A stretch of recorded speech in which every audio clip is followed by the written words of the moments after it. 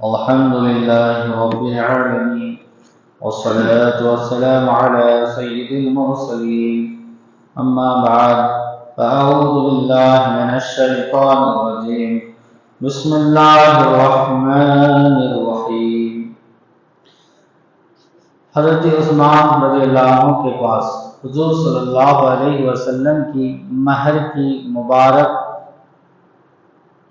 مبارک تھی. صلی اللہ علیہ وسلم کی جو مہر تھی نا، مہر مبارک تھی، جس پر محمد الرسول اللہ کندہ تھا.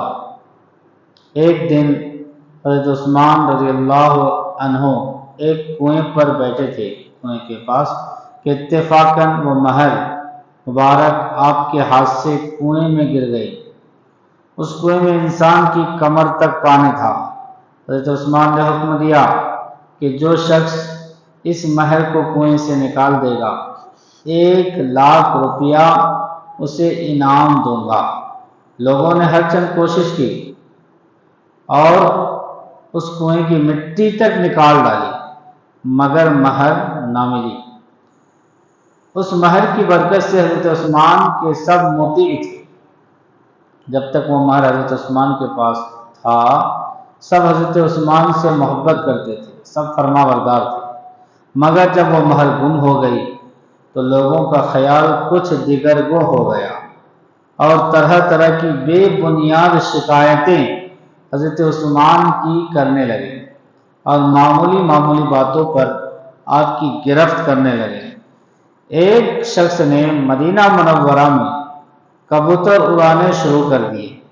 حضرت عثمان نے ان کبوتروں کے پر کاٹ ڈالے.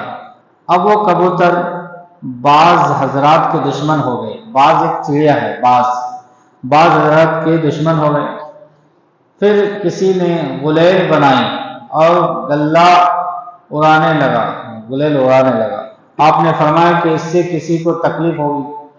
وہ غلیل تروادی غلیل باز بھی آپ کے دشمن ہو گئے، یعنی جو غلیل چلایا کرتے تھے وہ بھی آپ کے دشمن ہو گئے. مہر کی گمشدگی سے اسی طرح لوگ بلا وجہ آپ کے خلاف ہونے لگے. سبق: چونکہ شرف شہادت سے آپ کو مشرف ہونا تھا. حضرت عثمان غنی رضی اللہ عنہ کو شہادت سے مشرف ہونا تھا اور اس کی خبر حضور نے پہلے ہی دے دی تھی. چنانچہ ایک مرتبہ حضور صلی اللہ علیہ وسلم ماں ابو بکر و عمر اور عثمان کے ایک پہاڑ پر تشریف لے گئے. حضور تھے، ابو بکر اور حضرت عثمان اور عمر، یہ تینوں اور حضور صلی اللہ علیہ وسلم ایک پہاڑ پر تشریف لے گئے اور وہ پہاڑ ہلنے لگا. تو حضور نے اپنا پیر مبارک اس پہاڑ پر مار کر فرمایا: ٹھہر جا اے پہاڑ، ٹھہر جا، کہ تجھ پر ایک نبی، ایک صدیق اور 2 شہید کھڑے ہیں. ایک نبی ہے، ایک صدیق ہے اور 2 شہید کھڑے ہیں. اب دیکھیے 2 شہید سے مراد یہاں کون کون ہیں؟ حضرت عمر رضی اللہ عنہ، حضرت عثمان رضی اللہ عنہ. ابھی شہید نہیں ہوئے لیکن حضور بتا رہے ہیں یہ شہید ہونے والے ہیں. تو غیب کی خبر دیا کہ نہیں؟ حضور نے دیا.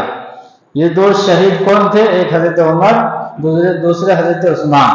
حضرت عمر تو شہید ہو گئے تھے اور اب حضرت عثمان کی باری تھی.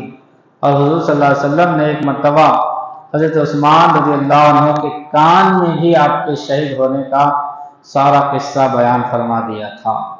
اس لیے حضرت عثمان کی اس مقدر شہادت کی ابتدا اس مہر کی گمشدگی سے ہو گئی.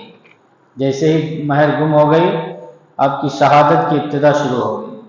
عبداللہ بن سبا ایک شریر اور مفتن یہودی تھا، یعنی فتنہ پرست تھا، جو حضرت عثمان کے وقت میں منافق بن کر مسلمان ہو گیا.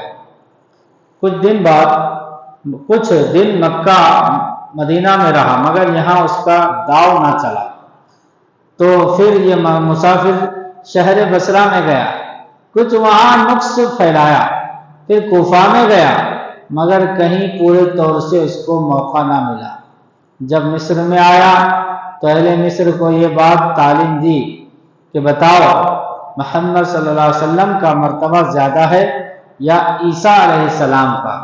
سب نے کہا ہمارے حضرت کا مرتبہ زیادہ ہے، عیسیٰ کا مرتبہ زیادہ ہے۔ کہا تو بڑا افسوس ہے کہ عیسیٰ تو قیامت سے پہلے دنیا میں آئے اور کافروں کو ہلاک کریں، اور حضور صلی اللہ علیہ وسلم نہ آئیں اور آپ کے دشمن جو چاہیں کیا کریں، یہ بات کب ہو سکتی ہے؟ بعض اہل مصر نے یہ رجعت کا مسئلہ مان لیا۔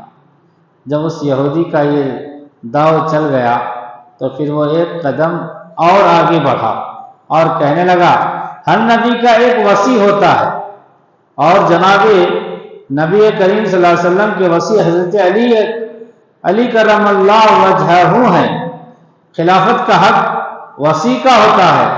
عثمان نے خلافت کا غصب کر لیا ہے، تم کسی طرح عثمان کو خلافت سے الگ کرو اور علی کو بٹھاؤ۔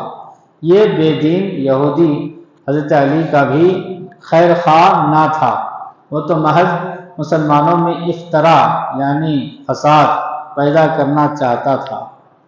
چنانچہ کئی لوگ اس کے داؤ میں بھی آ گئے اور کہنے لگے کہ ہم عثمان کو کس طرح خلافت سے الگ کریں۔ وہ بولا کہ تم پہلے جو حاکم حضرت عثمان کی طرف سے مصر پر مقرر ہیں ان کی شان میں اعتراض کرو اور لوگوں کو اپنی طرف راغب کرو، اور جگہ جگہ مصر میں اور بصرہ میں خط روانہ کرو۔ چنانچہ جگہ جگہ سے خط حاکموں کے متعلق شکایتوں کے لکھے جانے لگے اور رائے عامہ کو اس طرف کیا جانے لگا کہ عثمان کے حاکم ظلم کرتے ہیں۔ بہت سے کوفہ اور بصرہ کے لوگ بھی اس سازش میں شریک ہو گئے، یہاں تک کہ اہل مصر اور اہل کوفہ اور بصرہ نے حضرت عثمان کی طرف لکھا کہ اور تو ہم ہر طرح چین سے ہیں، مگر آپ کے حاکم ہم پر ظلم کرتے ہیں، آپ انہیں موقوف کر دیں۔ حضرت عثمان نے جواب میں لکھا کہ جس پر میرے عاملوں نے ظلم کیا ہے وہ اس مرتبہ ضرور حج کرنے آئیں، میرے عامل بھی آئیں گے، اس وقت سب کے ظلم کا بدلہ دلوا دوں گا۔ حضرت عثمان نے ادھر اپنے سب عاملوں کو طلب کر لیا، چنانچہ حکام تو سب آ گئے مگر شکایت کرنے والوں میں سے کوئی نہ آیا۔ حضرت عثمان نے ان حاکموں سے پوچھا کہ تم ظلم کیوں کرتے ہو؟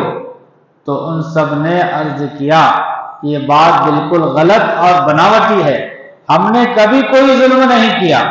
چنانچہ حضرت عثمان نے بھی معلوم کر لیا کہ یہ محض شرارت اور جھوٹ ہے۔ سبق: حضرت عثمان رضی اللہ عنہ کے خلاف یہ سازش یہودیوں کی تھی، اور یہودیوں کی یہ دلی خواہش تھی کہ مسلمانوں کے آپس میں پھوٹ پڑے اور ہمارا دل ٹھنڈا ہو۔ اس سے معلوم ہوا کہ یہودی صرف آج ہی اسلام کا دشمن نہیں ہے، شروع سے اسلام کا دشمن ہے، اور یہودی یہی چاہتے ہیں کہ مسلمان آپس میں لڑیں بھیڑیں اور ان میں اتفاق باقی نہ رہے۔ بہرکیف اللہ تبارک و تعالیٰ اس کے پیارے حبیب صلی اللہ تعالیٰ علیہ وسلم کے صدقے ہمیں یہودیوں کے فتنے سے بچائیں، صحابہ کرام سے عقیدت اور محبت رکھنے کی توفیق عطا فرمائیں۔ یا الہ العالمین، ہمیں حضرت عثمان غنی رضی اللہ عنہ کے فیضان